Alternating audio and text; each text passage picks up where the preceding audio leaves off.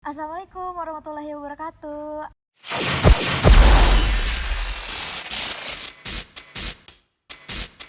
Balik lagi di Mumu Podcast. Alhamdulillah nih hari ini kita udah kedatangan narasumber yang luar biasa. Uti Repa, makasih udah mau ngobrol-ngobrol sama kita di Mumu Podcast ini. Ya. Jadi gimana nih, mau perkenalan dulu boleh biar teman-teman semua tahu. Oke, kita perkenalan ya. Kenalkan, nama saya Revani Nur Hasana. Saya asli dari Kabupaten Bandung. Sekarang kuliah di UIN Sunan Gunung Jati Bandung, jurusan Matematika Sains. Luar biasa. Jadi Uti Repa ini juga termasuk musrifah di Mahat Al Jamiah gitu ya. Keren banget. Gimana jurusan matematika ya? Luar biasa. Kenapa sih asal mulanya kepo nih, kan matematika ini tuh gimana ya, orang tuh berpikirnya wah matematika susah nih, kenapa sih bisa pengen gitu ngambil jurusan itu? Awalnya segini ya, waktu sekolah dulu di SMA, saya tuh ditunjuk sama guru buat jadi perwakilan lomba Olimpiade Nasional di UGM. Luar biasa. Nah, waktu itu aku tuh kayak belajar kan otodidak gitu tentang matematika sendiri gitu untuk persiapan Olimpiade itu.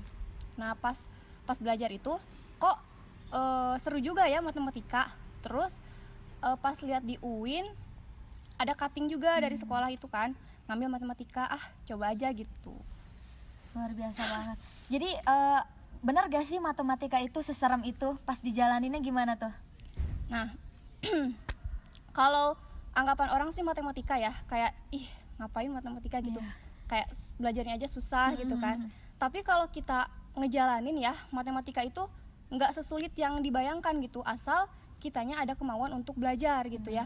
Dan juga kita harus punya lingkup yang support system gitu, kayak misalkan teman yang bisa diajak diskusi gitu. Karena kalau kuliah itu kita sendiri gitu ya, nggak punya teman, itu ya udah kita stuck, jadi merasa paling paling susah sedunia lah gitu kalau kita nggak ada teman gitu. Makanya alhamdulillahnya meskipun basic aku dari matematika tuh nggak expert banget kayak teman-teman yang lain gitu, tapi kalau kita punya keinginan yang kuat, kita punya support system, insya Allah itu semua dimudahkan gitu. Dan juga kalau aku tuh suka minta restu gitu sama orang tua, gitu, tolong doain gitu, terus minta doa juga sama Allah gitu.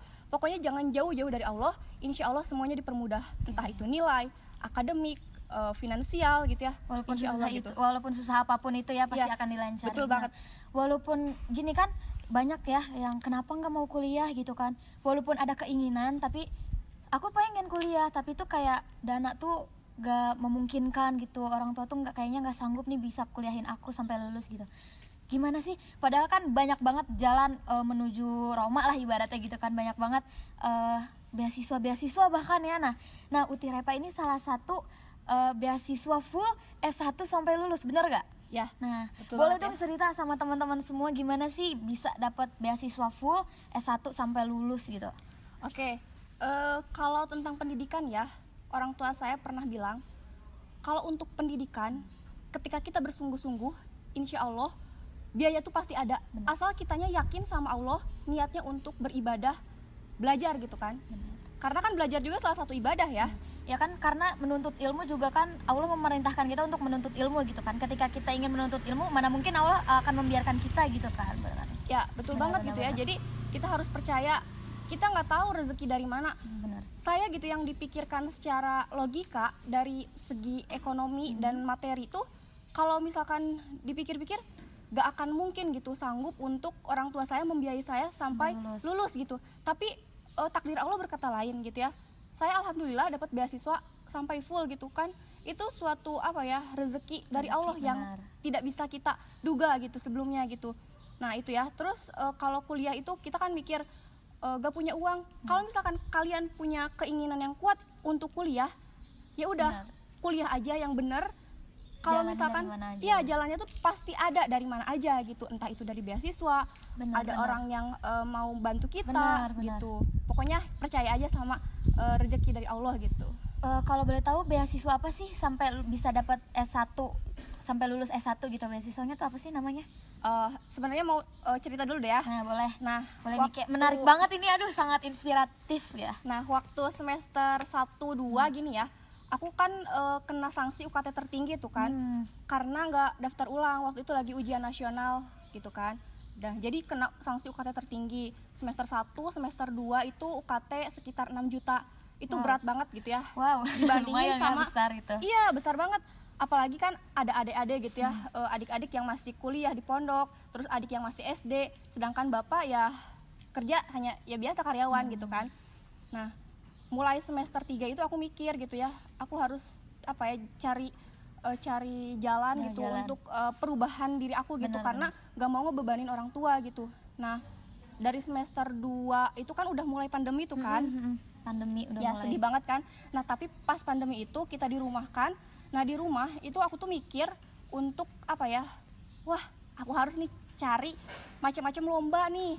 Nah, dari situ aku apa ya, ikut apply lomba sana sini dan alhamdulillah semenjak pandemi itu waktu itu juga sempat juara desain lomba meme tingkat DPRD Jawa Barat gitu ya. Wow. Satu Indonesia itu Keren. aku juara 3 gitu. Itu kan suatu apa ya, kebanggaan gitu kan.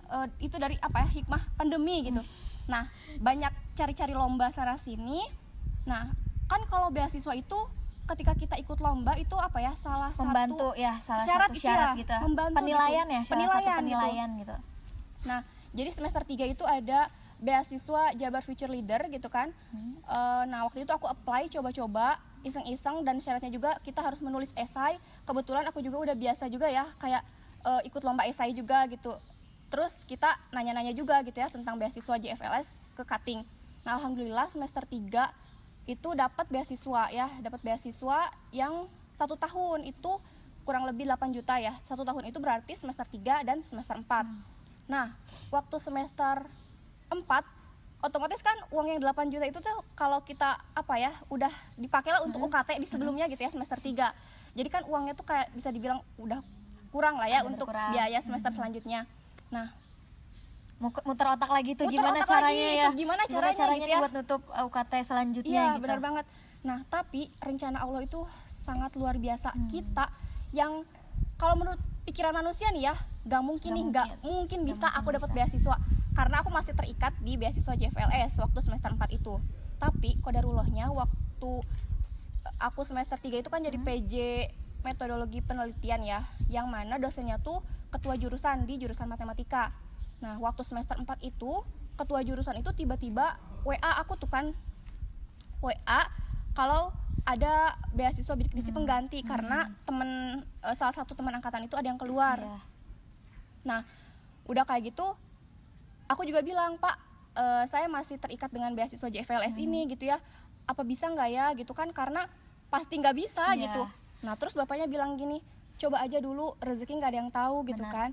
Nah, aku coba gitu ya, coba apply semua berkas-berkasnya, udah dicoba, dan alhamdulillah dong keterima sampai lulus itu. Wow, ya Allah, padahal ya nggak, kalau kita mikir tuh nggak akan mungkin Nggak gitu. mungkin. Berarti nggak usah mikirin biaya UKT, bener nggak usah mikirin. Sekarang berarti tinggal jalanin aja gitu. Ya, Nggak usah bener. mikirin bebannya segala macam ya. Fokus ke kuliah, jadi S1 yang luar biasa nanti. Insya Allah, wow, luar biasa banget.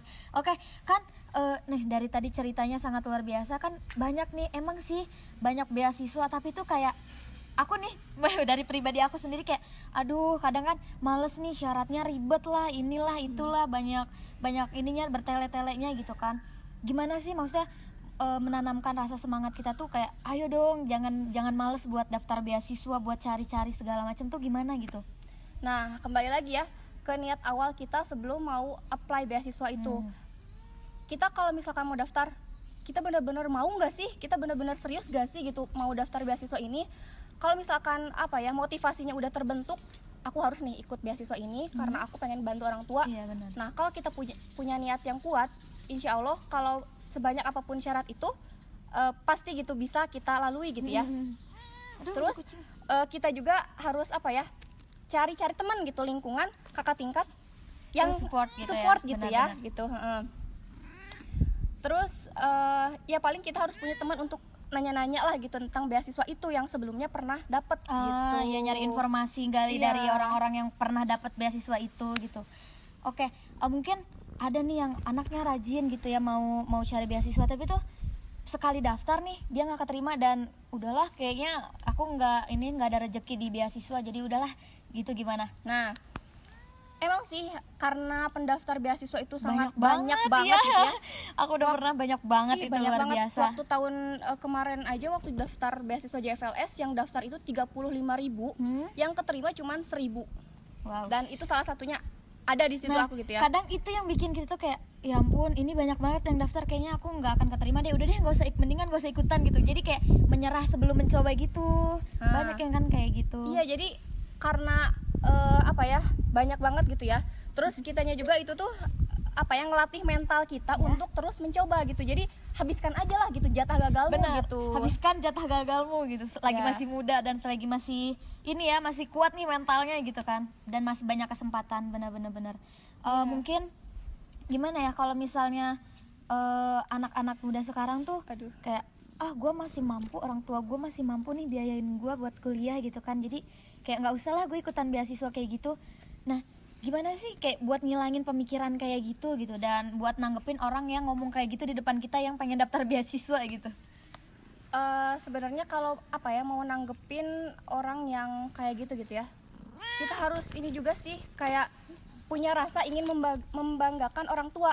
Iya, berarti bukan sekedar dari uangnya ya, Iya. tapi dari rasa bangga orang tuanya itu si anak ini, wah anak saya dapat beasiswa luar biasa gitu ya. Iya, benar banget, karena kalau kita dapat beasiswa tuh orang tua bangganya. Benar. gitu kan karena apa ya, kita mengurangi beban gitu ya.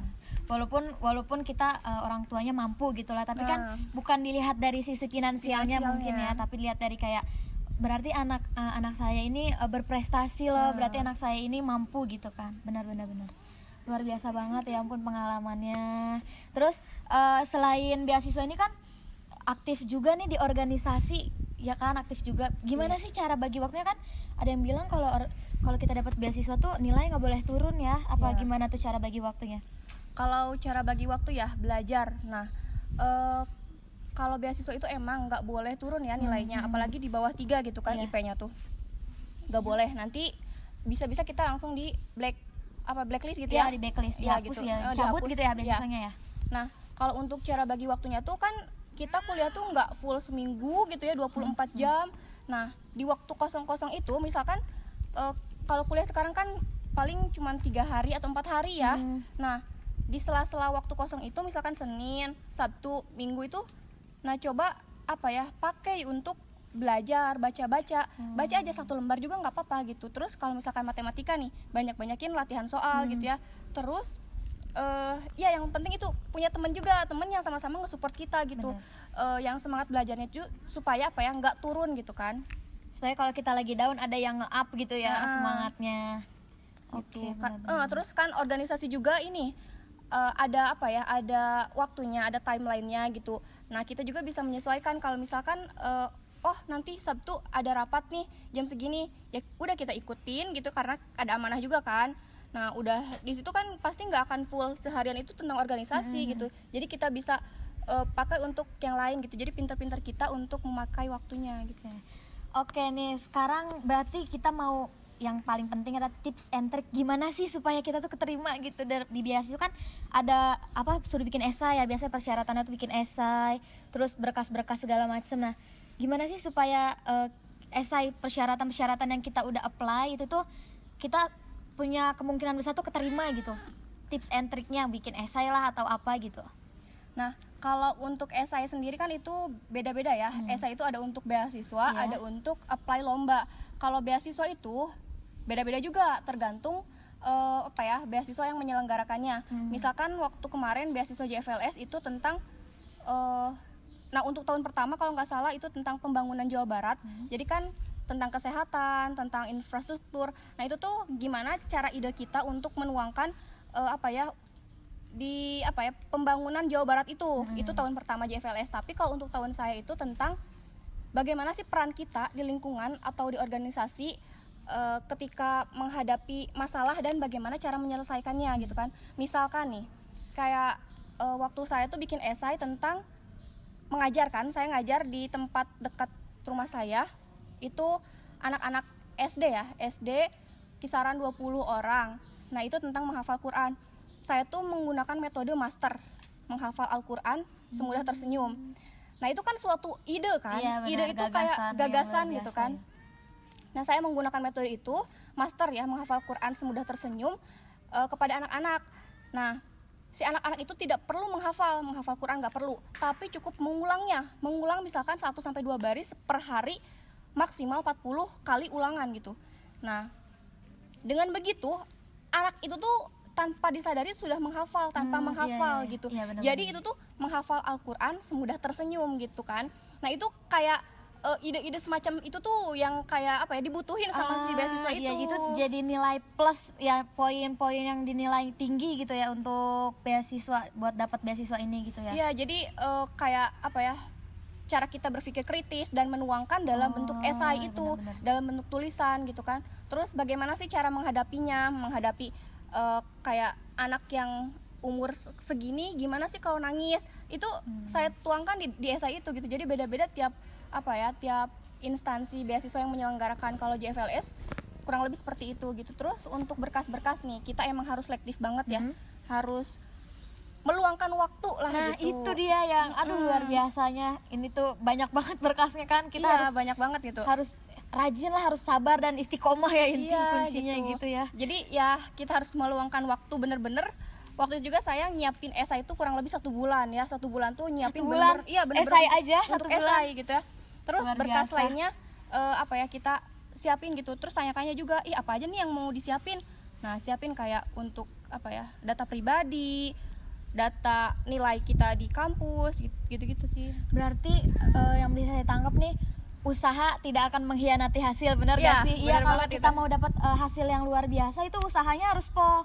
Jadi buat teman-teman, kalau misalnya kita masih gagal, masih belum keterima nih beasiswa, berarti usaha kita masih kurang. Doanya juga dikencangin lagi, benar gak? Iya, benar Minta banget. restu orang tua itu kuncinya sih nomor 1 ya. Iya, benar Iya, gak benar sih? banget. Oke, mungkin itu luar biasa banget ya ampun, cerita yang sangat inspiratif, sangat memotivasi teman-teman semua. Mungkin ada closing statement nih ataupun motivasi buat teman-teman, apalagi sekarang ada maba ya, mahasiswa baru gitu, udah mulai masuk ke dunia perkuliahan, dunia yang sesungguhnya gitu, bukan permainan lagi gitu kan. Ada nggak sih motivasi buat teman-teman semua supaya makin semangat belajarnya, makin semangat mengejar cita-citanya? Boleh disampaikan. Oke, untuk mungkin untuk kita semua gitu ya, sesulit apapun rintangan yang dihadapi gitu ya, pasti akan kita bisa lalui gitu ketika kita berusaha semaksimal mungkin gitu. Habiskan jatah gagalmu, raih kesuksesanmu, selesaikan apa yang harus diselesaikan, tetap semangat dan terus berjuang. Wow, luar biasa. Aduh, keren banget nih. Jadi teman-teman, itu dia, semoga obrolan kita nih yang luar biasa ini dapat sedikit banyak dapat menginspirasi teman-teman. Yang baiknya diambil, yang buangnya dibuang gitu ya. Yang jeleknya dibuang. Nah, makasih ya Tirepa yang udah mau terima kasih hadir juga di acara ini, udah mau sharing, udah mau berbagi pengalaman. So, jangan lupa like, comment, and subscribe, share ke teman-teman kalian. Semoga bermanfaat. Wassalamualaikum warahmatullahi wabarakatuh.